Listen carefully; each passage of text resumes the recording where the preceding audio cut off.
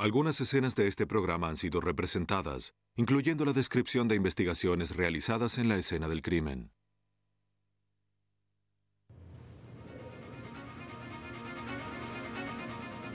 Un brutal doble asesinato convulsiona un tranquilo suburbio de Maryland.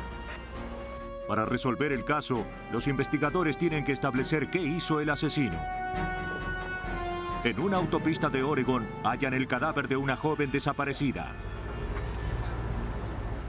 Las extrañas marcas que la víctima tiene en el brazo son lo único que los investigadores tienen para identificar a su asesino. En Minnesota, un hombre encuentra estrangulada a su ex esposa, pero los detectives pronto descubren que las cosas no siempre son lo que parecen. A veces no hay muchas pistas en el lugar del crimen, pero los asesinos siempre dejan algún rastro. Para solucionar los casos, los investigadores recurren a los forenses que detectan huellas ocultas y las convierten en patrones de culpabilidad.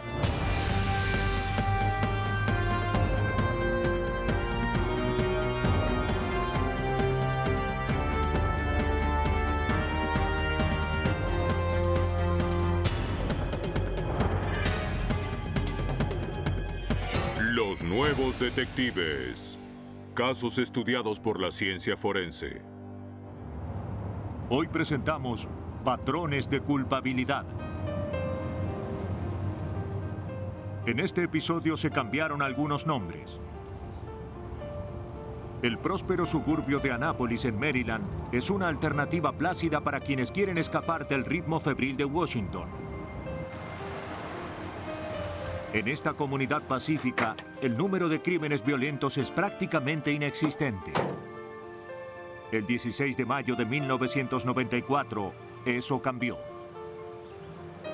Cuando los prestigiosos abogados de Washington, Jim Gamble y su esposo Joseph Thomas, no llegaron a su trabajo, una secretaria pidió a Ricky Cole, un hombre que trabajaba en la casa de la pareja, que averiguara qué había ocurrido. En la puerta del frente encontró una nota que informaba que la pareja había tomado vacaciones. Pero eso no tenía sentido, ya que esa era su casa de vacaciones. Cole ingresó a la vivienda con la llave que le había dado la pareja. ¡Hola! Parecía no haber nadie en casa. Pero en el dormitorio hizo un descubrimiento aterrador. Bajo las sábanas, Jim Gamble y Joseph Thomas yacían asesinados. Oficiales y técnicos forenses del Departamento de Policía del Condado de Anne Arundel pronto llegaron al lugar del crimen. Los investigadores descubrieron que las víctimas habían muerto de un disparo a quemarropa en la nuca. La pared estaba salpicada de sangre. Tim Swolek, detective de homicidios del condado de Anne Arundel, estuvo en el lugar del crimen. Cuando vimos el lugar del crimen y comprobamos que se trataba de disparos a quemarropa, de una ejecución, un asesinato aterrador, nos dimos cuenta de que estábamos ante una situación muy poco común. Mientras los técnicos forenses examinaban el lugar del crimen en busca de alguna pista sobre la identidad del asesino, los investigadores encontraron la cartera de Joseph Thomas y el bolso de su esposa. Aparentemente faltaba dinero en efectivo y tarjetas de crédito. El doble asesinato parecía ser producto de un robo con complicaciones. La policía registraba la casa, pero no hallaba indicios de una entrada violenta. Aquí, este moho. De acuerdo. El moho que hallaron en el suelo cerca de la puerta cerrada de la cocina les indicó el probable lugar de ingreso del asesino. Con la esperanza de que el sospechoso hubiera dejado huellas, los técnicos forenses examinaron el suelo. El esfuerzo rindió sus frutos. Encontraron una huella de calzado deportivo. Aplicaron a la huella una sustancia gelatinosa que luego se endureció y permitió conservarla como prueba.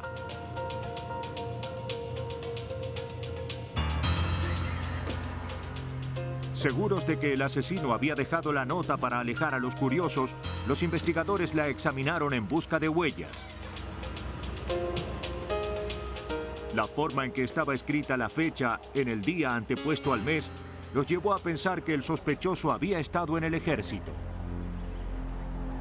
Si bien no encontraron huellas, había pequeñas fibras de color marrón en la cinta adhesiva.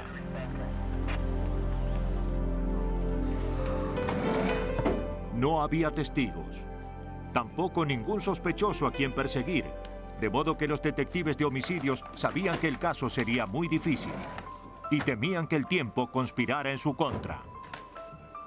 Es necesario sacar de circulación a la persona que cometió este crimen. Si pudo matar con tanta sangre fría, entonces volverá a hacerlo una y otra vez, y esto es terrible.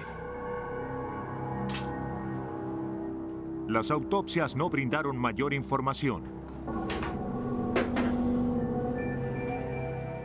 El nivel de rigor mortis llevó al forense a concluir que la pareja había muerto entre 24 y 36 horas antes de que se descubriera el crimen. Eso ubicaba la hora de la muerte entre el día sábado por la noche y el domingo por la mañana.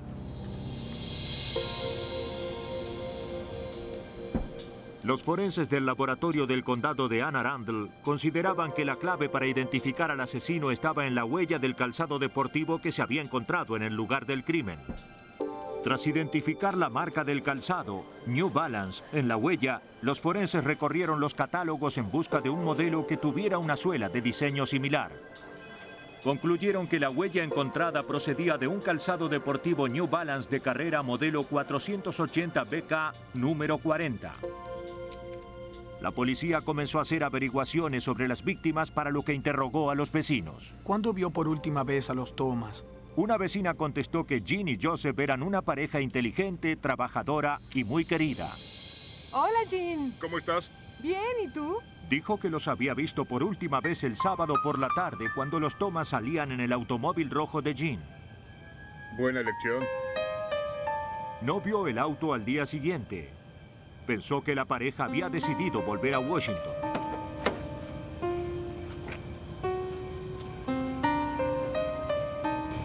Bien, el automóvil no estaba. Los investigadores pensaron que el automóvil había sido robado.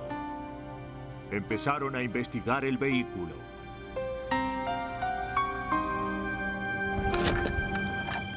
Poco después, la gerente de un banco local que había seguido la historia en los medios se comunicó con la policía. Alguien había usado una tarjeta bancaria de las víctimas para retirar dinero de un cajero automático.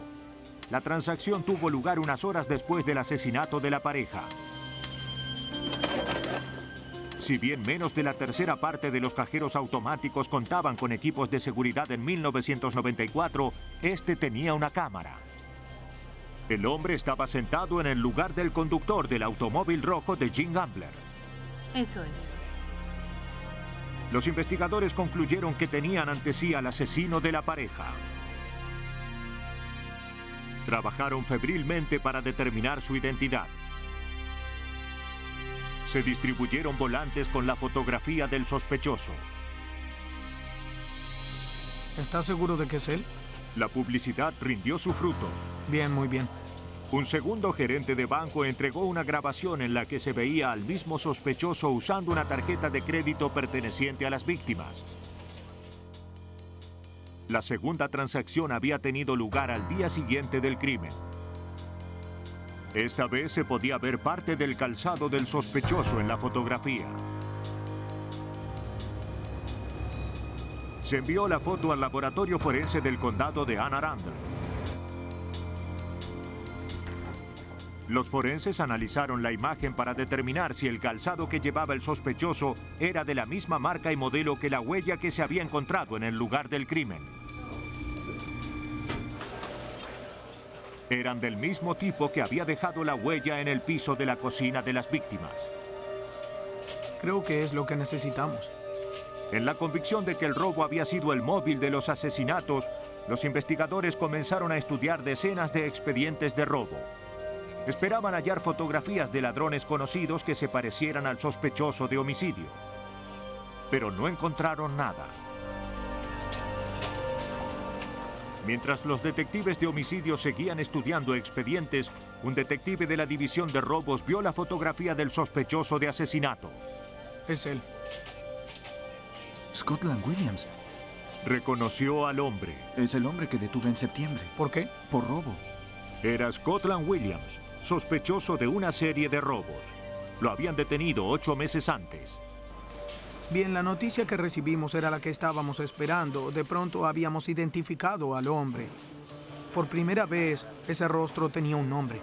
Una vez que relacionaron a Scotland Williams con la tarjeta bancaria y el auto de las víctimas, los investigadores obtuvieron una orden de detención. A las 6, la principal noticia en la televisión era este asesinato. La imagen de Scotland Williams en el cajero automático se transmitió por todos los canales. Nuestro equipo de seguimiento estaba preparado. A las 6:05 se abrió la puerta del frente y Scotland Williams salió corriendo de su casa. La policía lo detuvo de inmediato. Scotland Williams insistía en que no sabía nada de los asesinatos. Los investigadores registraron su casa en busca de pruebas. En la casa la policía halló lo que buscaba. Varios pares de calzados deportivos, algunos de los cuales eran marca New Balance. Todos eran número 40. También hallaron un par de guantes de jardinería de algodón marrón y lo enviaron al laboratorio. Cuando lo interrogaron, Williams insistió en que era inocente. Y si bien los archivos indicaban que había servido 12 años en el ejército, él negaba que la nota hallada en la puerta de la casa de las víctimas fuera suya. Los investigadores le mostraron las fotografías tomadas en el cajero automático. Admitió que el hombre de las fotos era él. Cuando le enseñé la fotografía, la miró y dijo, sí, soy yo. Admitió haber estado en el cajero, pero eso era todo lo que reconocía. Se negó a seguir hablando con nosotros. Los investigadores recurrieron a los forenses. Pero los análisis revelaron que ninguno de los calzados deportivos hallados en la casa de Williams había dejado la huella en el lugar del crimen. La policía estaba segura de que Scotland Williams era culpable del brutal asesinato de Jean Gamble y su esposo Joseph Thomas. Pero si no encontraban más pruebas que vincularan al sospechoso con el lugar del crimen, lo más probable era que éste se saliera con la suya. La policía del condado de Anne Arundel, Maryland, estaba segura de que había detenido al culpable del asesinato de 2 prestigiosos abogados de Washington, Jean Gamble y su esposo Joseph Thomas. El sospechoso Scotland Williams había usado las tarjetas bancarias de las víctimas en un cajero automático y usaba un calzado similar al que había dejado una huella en el lugar del crimen. Pero ningún calzado deportivo de los que Williams tenía en su casa era el que había dejado esa huella. Con la esperanza de hallar algo que hubiera pasado desapercibido, los detectives analizaron cada página del expediente de robo de Scotland Williams de 8 meses antes. Encontraron lo que necesitaban para concluir el caso. Los detectives de la División Robos habían fotografiado las suelas del calzado de Williams. El expediente contenía una fotocopia de esas huellas. Utilizando el calzado deportivo del fabricante como patrón, el técnico forense Eric Love determinó en primer lugar que la huella de la fotocopia correspondía a la marca New Balance modelo 480 BK número 40. A continuación comparó el diseño de la suela que se encontró en el lugar del crimen con el de la fotocopia del calzado deportivo de Scotland Williams.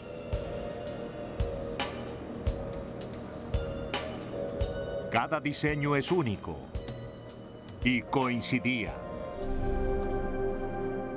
Si quedaban dudas respecto de la culpabilidad de Williams, nuevos análisis las despejaron. Los forenses concluyeron que las hebras marrones halladas en la cinta adhesiva de la nota que estaba en la puerta del frente de la casa de las víctimas coincidían con las hebras de los guantes de jardinería encontrados en la casa de Williams. La policía estima que Williams entró a la casa de las víctimas con la intención de robar. Pero cuando descubrió que Gene Gamble y Joseph Thomas estaban durmiendo en la casa, tomó su arma y los mató.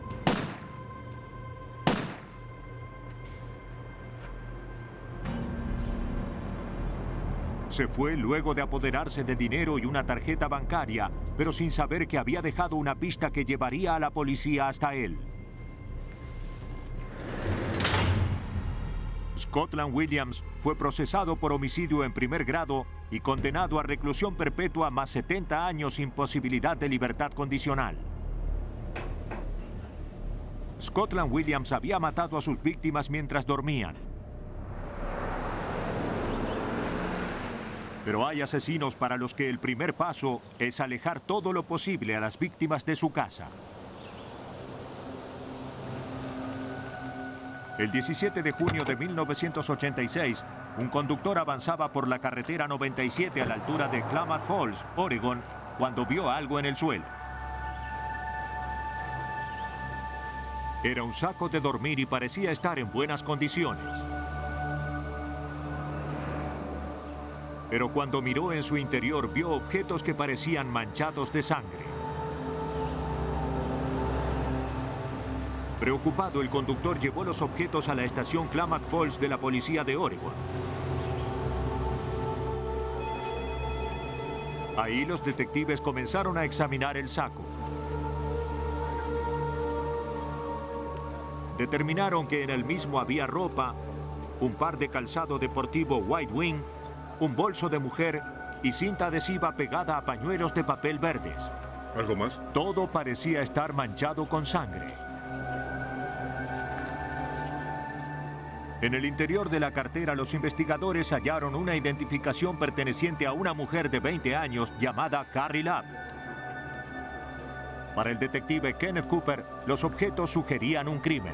Permiso de conducir de Carrie Love. Era evidente que se trataba de una mujer desaparecida o asesinada debido a la cantidad de sangre que había en el calzado deportivo y en el mismo saco de dormir.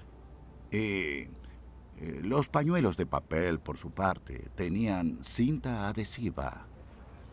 Cuando empecé a separar los pañuelos de papel, advertí marcas de lo que me parecieron una nariz y un mentón. Habían usado los pañuelos de papel para amordazarla.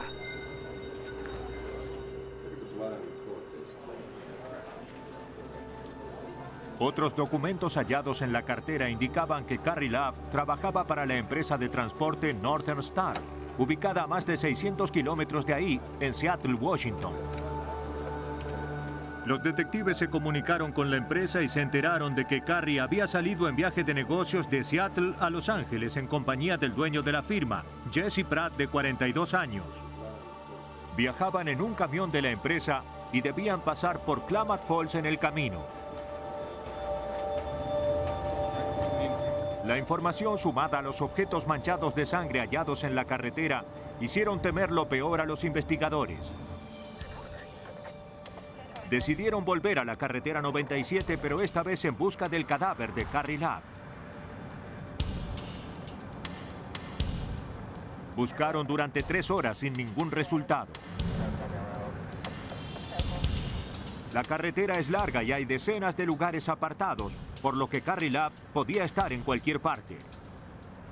Pero el detective Cooper recordó un lugar aislado en particular, la zona de Chelmwood. No tiene ningún tipo de instalaciones ni iluminación.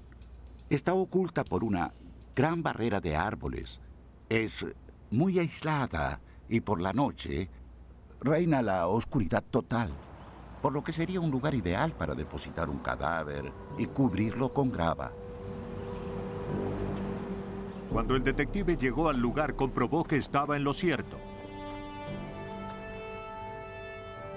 Parcialmente cubierto bajo un montículo de grava, yacía el cuerpo de una mujer joven. Para los investigadores no había duda de que se trataba de Carrie Love. Los objetos manchados de sangre que se hallaron en una carretera de Klamath Falls, en Oregon, condujeron a la policía hasta el cadáver de Carrie Lab, de 20 años, empleada de una empresa de transporte de Seattle que había desaparecido durante un viaje a Los Ángeles en compañía de su jefe.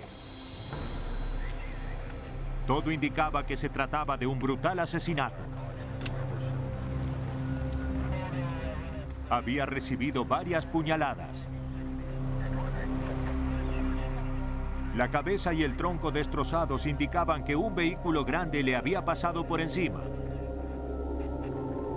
En los brazos presentaba extrañas marcas, posiblemente producto de neumáticos.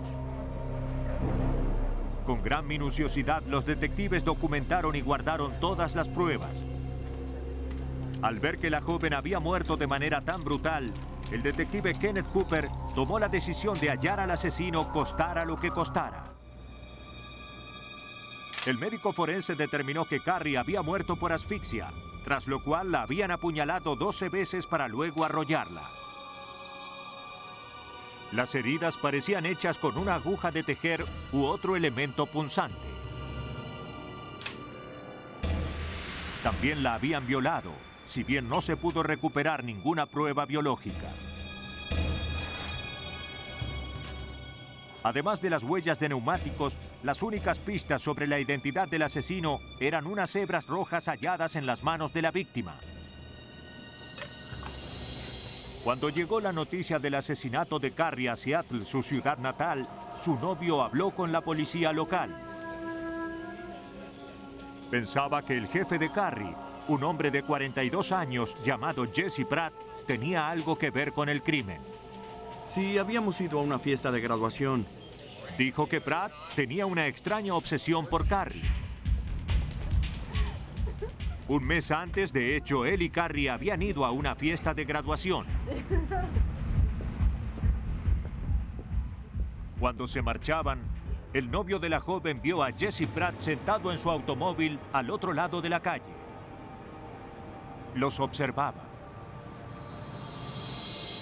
El novio confirmó que la última vez que había visto a Carrie había sido cuando ella y Pratt partieron de la empresa de transporte Northern Star rumbo a Los Ángeles. Fue 2 días antes de que hallaran el cadáver de Carrie en Oregon. La policía de Seattle empezó a tratar de localizar a Jesse Pratt, la última persona a la que se había visto con Carrie Lab. Departamento de Policía. La recepcionista de Northern Star no había sabido nada de su jefe desde la partida de este hacia Los Ángeles días antes. Creo que a las 5. Durante el interrogatorio sonó el teléfono. ¿Habla Mona? Hola, Jesse.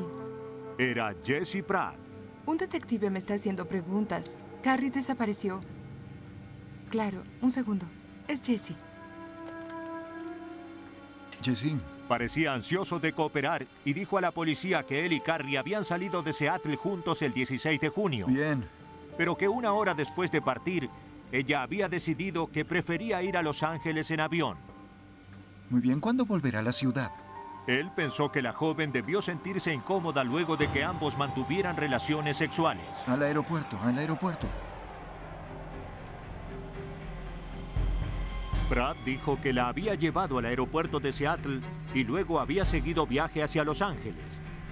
Dijo que se encontraba en Phoenix, Arizona, haciendo una entrega, pero que volvería a Seattle al día siguiente. Muy bien.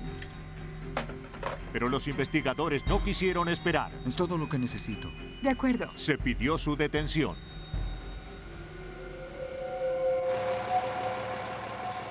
Unas horas después, las autoridades de Arizona vieron el camión de Pratt en las afueras de Phoenix. Como Jesse Pratt no contaba con un permiso para conducir camiones, la policía lo detuvo. El camión fue objeto de un minucioso examen. Detectives de la policía de Oregon viajaron a Arizona para interrogar a Pratt. Cuando llegaron, sin embargo, Pratt ya tenía un abogado. Este le había aconsejado no contestar ninguna pregunta. Pratt insistió en que no tenía nada que ocultar y accedió a que la policía examinara su cuerpo.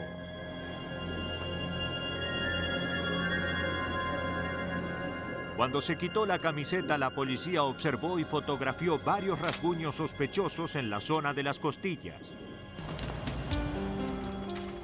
Convencidos de que los rasguños eran producto del incidente, los policías examinaron el camión de Pratt en busca de pruebas. Analiza esto. En la cabina hallaron un maletín con cinta adhesiva y un rollo de pañuelos de papel verdes sin abrir, similares a los que se encontraron entre las cosas de la víctima en la carretera 97. Los técnicos forenses también examinaron los neumáticos del camión. Si bien las huellas no parecían concordar con las marcas que presentaba el brazo de la víctima, se decidió guardar los neumáticos en caso de que sirvieran como prueba.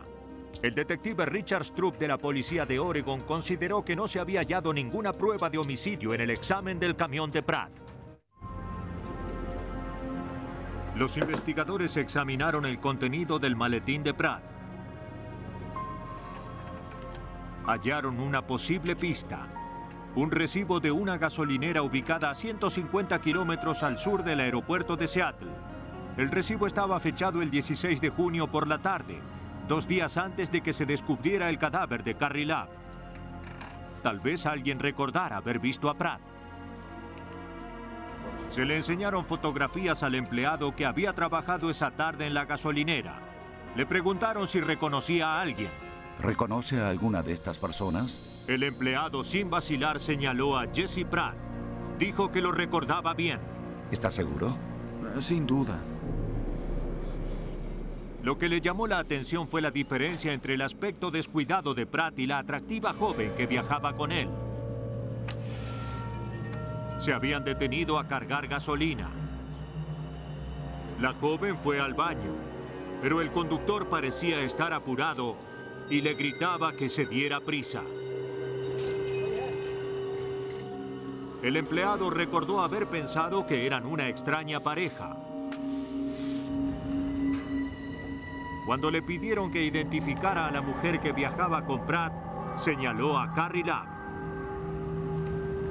Los investigadores concluyeron que Pratt no podía haber dejado a Carrie en el aeropuerto de Seattle como había dicho.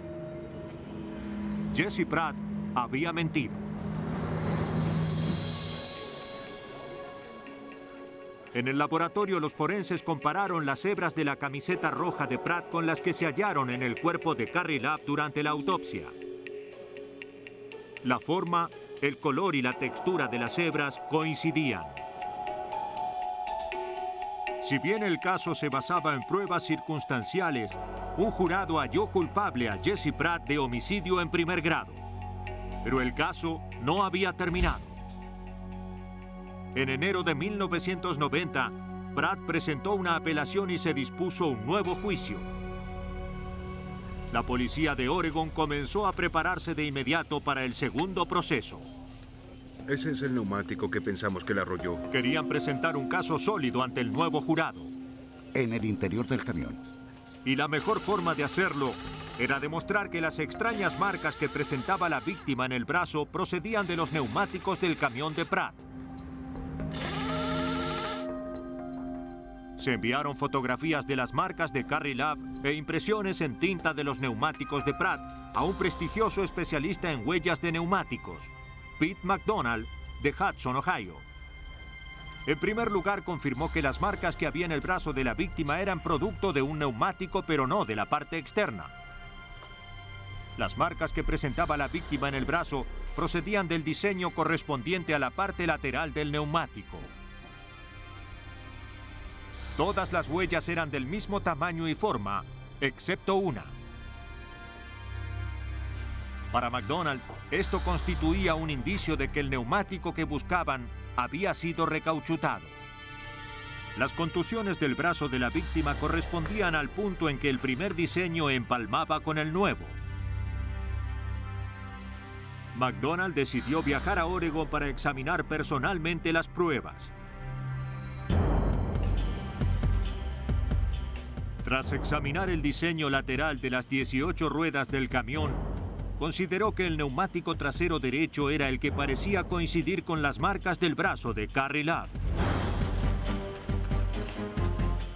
McDonald usó papel carbónico e hizo una reproducción exacta del neumático para poder compararla después.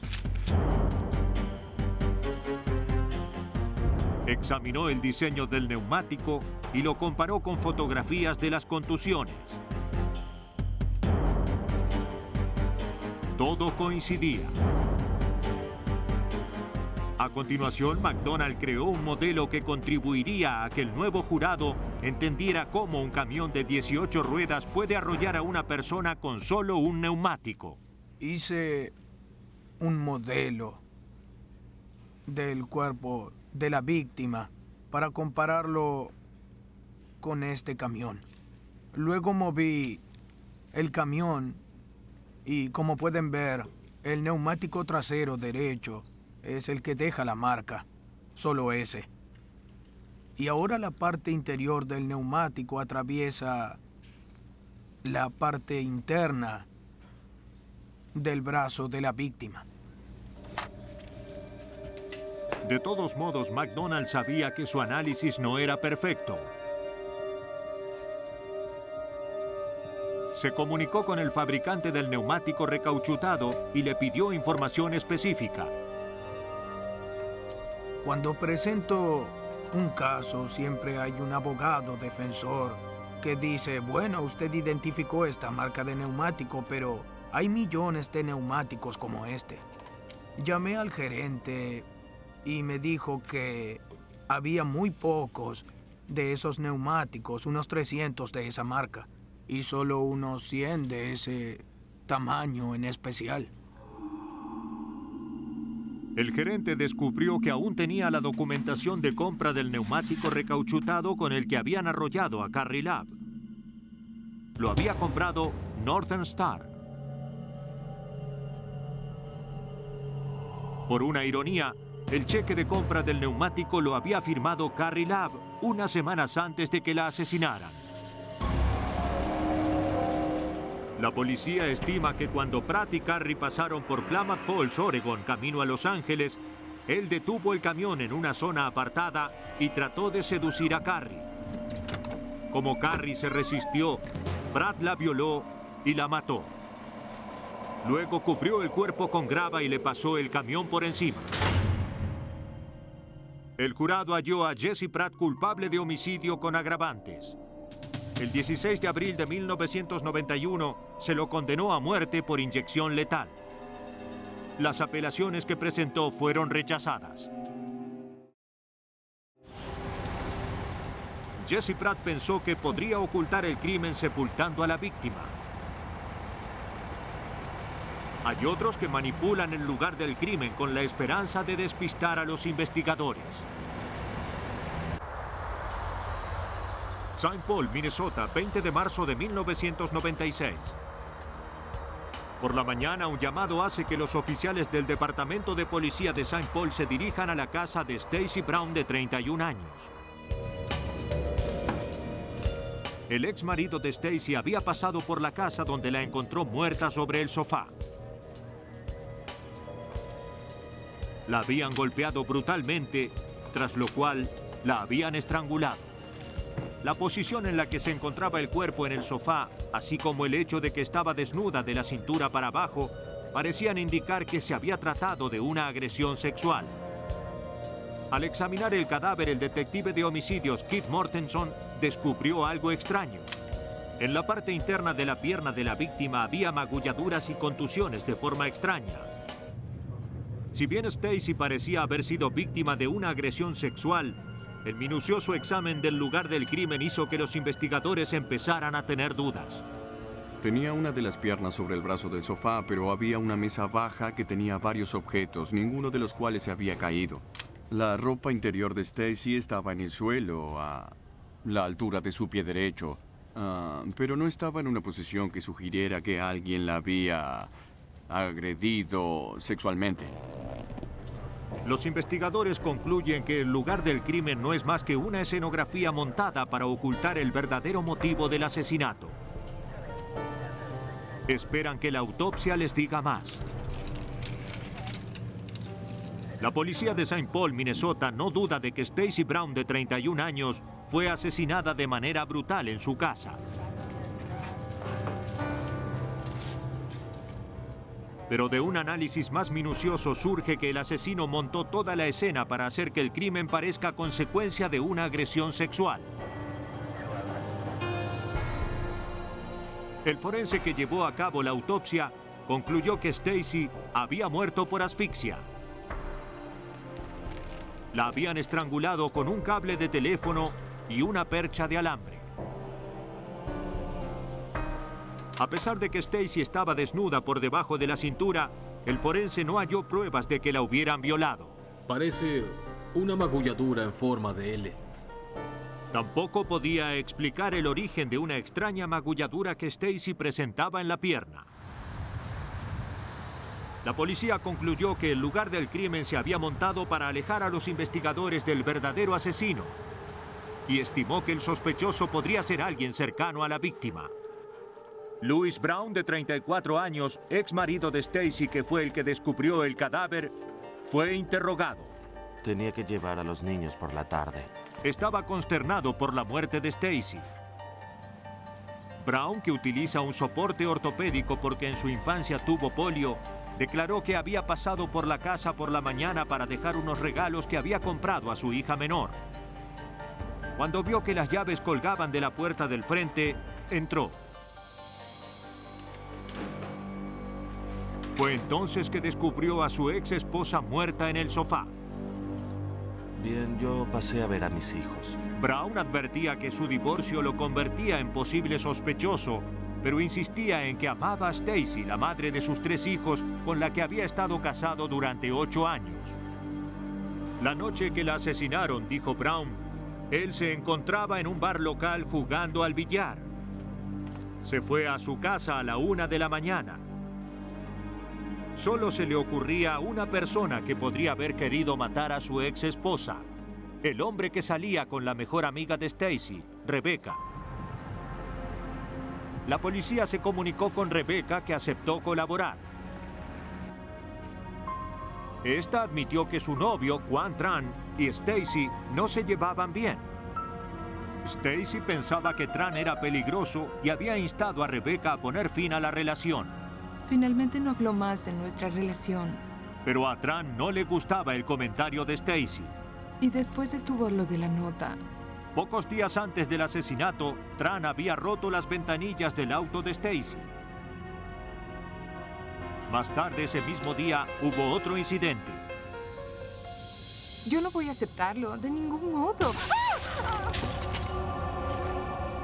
De pronto, una piedra entró por la ventana de la casa de Stacy, donde ella y Rebecca cenaban. Rebecca, ¿qué? Mira esto.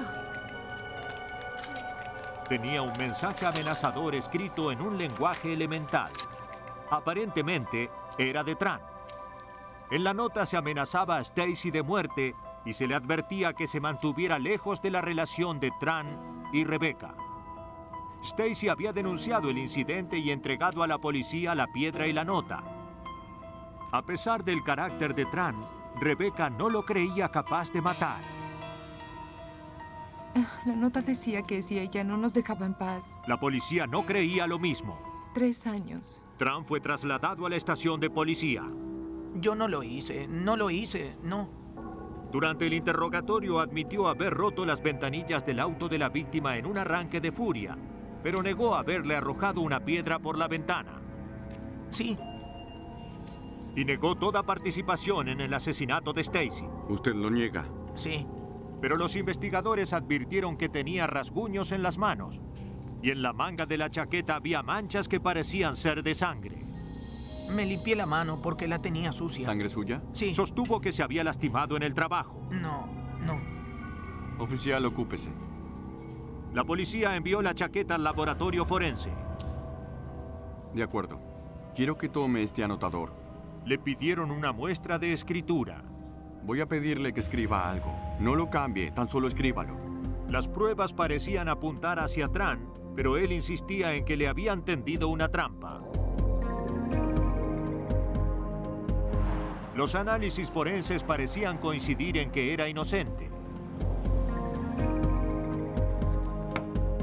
El análisis de su escritura reveló que Tran no había escrito la carta amenazadora a Stacy. Y los análisis de ADN de las manchas de sangre de su chaqueta indicaron que la sangre no procedía de la víctima. La investigación se estancó.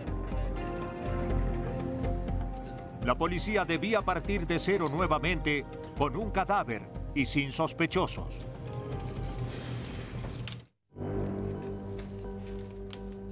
La policía de St. Paul, Minnesota, trataba de encontrar a un sospechoso del asesinato de Stacy Brown, una mujer de 31 años que tenía 3 hijos. Pensaron que tal vez algo había pasado desapercibido, de modo que empezaron a examinar nuevamente todos los elementos, entre ellos las declaraciones del ex marido de la víctima, Louis Brown, de 34 años. Brown había declarado que la noche del asesinato había estado jugando al billar en un bar local hasta la 1 de la mañana. La policía decidió ir al bar para corroborar la coartada. Una vez ahí, enseñó fotografías de Louis Brown a los empleados que habían trabajado la noche del asesinato de Stacy. Estoy buscando a este hombre. ¿Lo conoce? Nadie lo reconoció. Dijo que estuvo en el bar hace 2 noches. Estaban seguros de que lo recordarían. Los empleados del lugar declararon que tenían muy pocos clientes asiáticos y que seguramente recordarían a alguien con una marcada cojera y que usara un soporte en la pierna.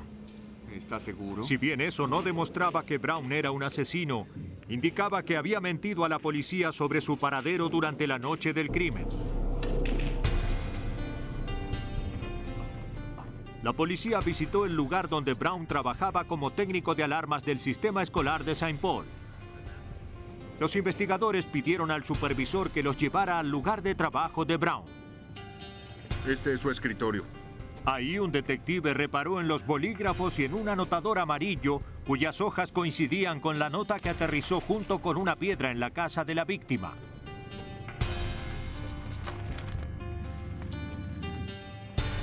Cuando el detective salía del lugar, vio un trozo de ladrillo usado como pisapapeles para sostener periódicos.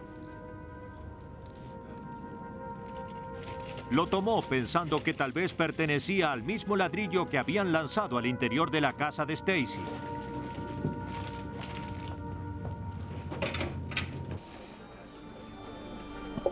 Cuando trataron de unir los 2 trozos de ladrillo, el detective Mortenson se sorprendió al ver que ambos encajaban a la perfección. Había sido Louis Brown y no Quan Tran el que había arrojado la piedra y la nota por la ventana de Stacy. Los esfuerzos de Brown por incriminar a Tran se habían derrumbado, pero la policía aún necesitaba pruebas contundentes que lo vincularan con el lugar del crimen. Obtuvieron una orden para registrar la casa. El compañero de casa de Brown indicó a la policía cuál era el dormitorio de este. Los investigadores encontraron ropa con lo que parecía ser manchas de sangre. Siguieron buscando y hallaron varios soportes ortopédicos en la habitación. ¿Él usa esto? Sí, creo que es suyo. Sí, es ese. Reunieron todos los elementos. Nos llevaremos este soporte. El detective Mortenson envió los elementos al médico forense del condado de Ramsey.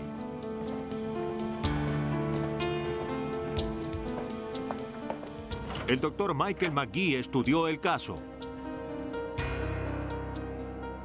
Luego de examinar las fotografías de la autopsia, concluyó que determinar el origen de las magulladuras que Stacy tenía en la pierna les daría la clave de la identidad de su asesino. Tenía un aspecto peculiar. Había una línea quebrada que se encontraba separada a intervalos que eran casi iguales. Si se observa con atención, podría pensarse que se debe a algún tipo de objeto mecánico y de ciertas dimensiones. Doctor McGee, esto acaba de llegar de St. Paul. El doctor McGee supo entonces que el principal sospechoso, Louis Brown, usaba un soporte ortopédico. Empezó a estudiar todos los que habían hallado en el dormitorio del sospechoso. Uno en particular le llamó la atención. Es posible por las heridas que hallamos. Tenía un soporte para la rodilla con una bisagra en forma de L. El Dr. McGee superpuso la bisagra del soporte y una fotografía de la herida. La única forma en que el mecanismo podría haber provocado esa herida en la pierna de Stacy habría sido si la persona en cuestión hubiera estado sobre la víctima. Louis Brown era la única persona que usaba esos artefactos. Fue detenido y acusado del asesinato de su ex esposa. No necesitas tener las llaves. La policía supone que en la tarde del 19 de marzo, Louis y Stacy deben haber mantenido una discusión que terminó de manera violenta. Tras estrangular a su esposa, Louis alteró el lugar del crimen para que pareciera una agresión sexual. Así esperaba despistar a los investigadores. Sin embargo, no tuvo en cuenta la marca que había dejado en la pierna de Stacy. El 31 de enero de 1998, un jurado halló a Louis Brown culpable de homicidio. Pocos días después se lo condenó a reclusión perpetua. Cuando abandonan el lugar del crimen, la mayor parte de los asesinos cree que logró borrar todas sus huellas. Pero no importa cuánto se esfuercen, siempre quedan rastros de su presencia. Los forenses pueden descubrir huellas ocultas y revelar los patrones de culpabilidad.